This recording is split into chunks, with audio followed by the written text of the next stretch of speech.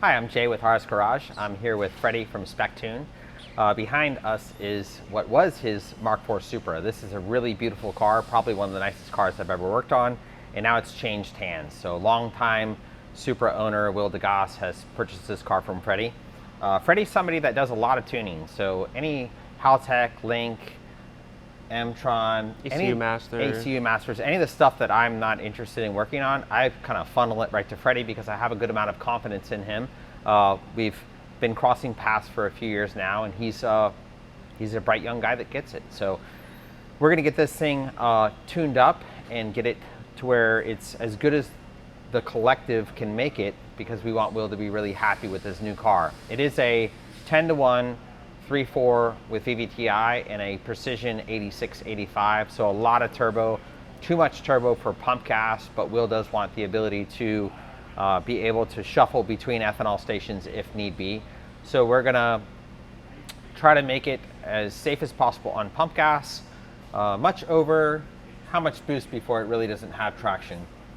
I'd say probably like anything over 38, 40 will start to get squirrely in third. Fourth will take 45 pounds, but it doesn't really get there, you know? Yeah, it's, you know, in the Supra game, at some point you have to really accept that a 1500 horsepower two-wheel drive Supra is only really fun in the middle of fourth gear and higher, and you don't have a very usable car at low speed. So we're gonna try to balance this big turbo the best we can. With the Stroker and the VVTI, it does light up pretty quick. So it's still a pretty enjoyable car compared to the old days where you'd have a 3-liter non-VVTI and 8685 was pretty lackluster driving. Like 6,000 plus it comes in. Yeah, 6,000 plus RPM. So we'll share some spool logs with you. We're here at LZ Manufacturing on their mainline dyno. Freddy works with those guys a lot, doing a lot of drifting and whatnot, but follow along and maybe we can learn something together.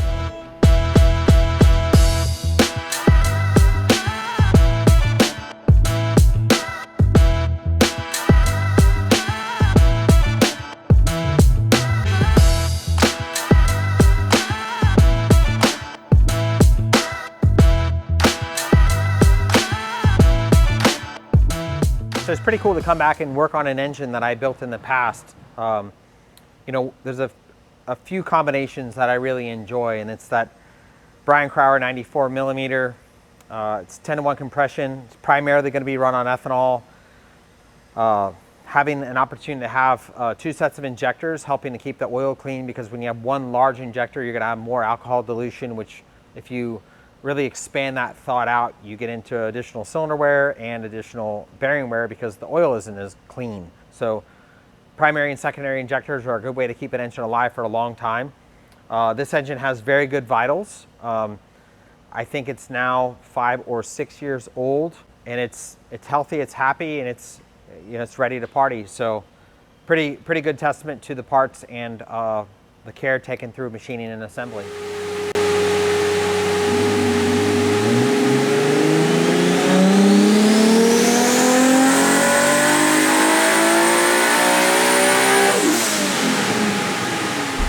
You know, like your own stuff, you never have time for it. I know your car probably needs 100 different things and you just don't have the time for it.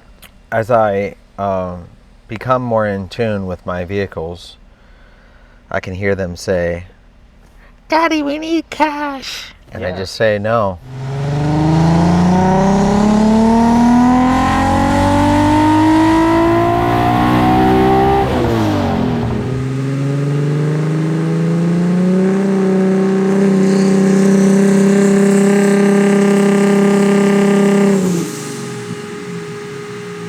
So pretty wild. You have a 94 millimeter Brian Crower Stroker. It's got a VVTI set of cams. There's the 276 BC cams and a precision 8685. And at 4,000 RPM, it'll make 15 pounds of boost, which is pretty ridiculous. If you wanted to, you could probably make so much torque with this combination that you could really create some unnatural amounts of stress.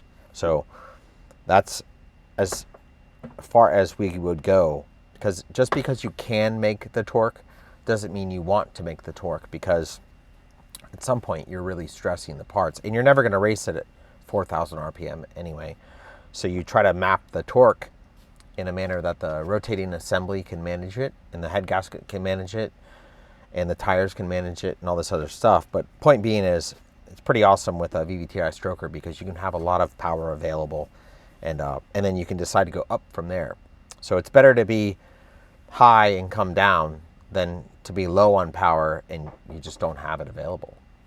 So we've got the system as dialed as it's going to be on pump gas. So I don't condone and wouldn't condone using a 10-to-1 big turbo on pump gas. I think that it's just not really worth the risk. But we got the calibration in a position that we got some knock thresholds set up in the Motec. One of the things that Motec does a very good job of is knock control. So we've got some knock levels that we're going to call acceptable, and anything above that, the computer's going to react by pulling timing and adding fuel. So the vehicle will be safe to use on pump gas, but again, I wouldn't condone him beating on it. It's just a matter of getting a balanced calibration in it. So won't make less than around 18 or 19 pounds of boost, made over 650 to the tire with really low timing numbers and really rich mixtures. Fuel is really the coolant here. So if you're doing any knock tuning and you want to understand what knock looks like in your engine, and brief amounts of time at lean mixtures, it will give you an opportunity to create knock. So you'd rather create knock in a controlled environment and understand what it looks like on your ECU rather than experience knock when you're out on the highway or on the road or the road course or racetrack and blow the engine up. So pick a 500 RPM or so window, drive the engine into that with a lean mixture, and listen to the knock sensors. Gather the information and then make intelligent decisions based off of that. For now, we'll switch to ethanol and make some power.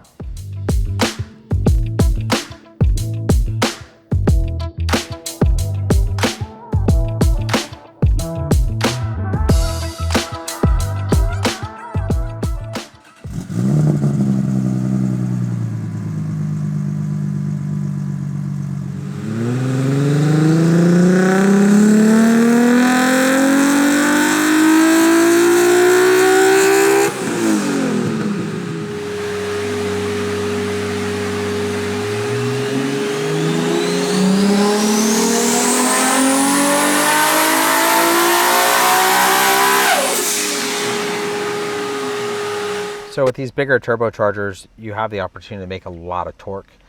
And as I was discussing it before, like why put it to the engine if you can't use it? So you're not gonna be able to hook 1,000 foot-pounds at 5,500 RPM. So I'm slowing the controller down to make less boost sooner. So at 5,600 RPM, we had 30 pounds of boost. And I'm ramping up to, it crests 40 pounds of boost at 6,000 RPM. Trying to slow the boost down because that big turbo, once it gets spooling, it comes in hard. And then as we get to 7,000 RPM, I'm 45 PSI. And it woke up quite a bit. These big turbochargers, a lot of efficiency at higher boost levels. So if you're gonna run 25 PSI, 86, 85 is not your friend. But if you wanna make well into the teens on horsepower, these big precision turbos deliver the goods.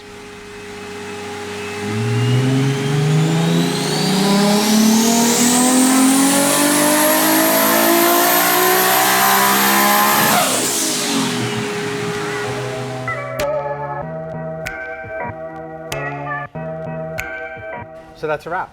Yeah.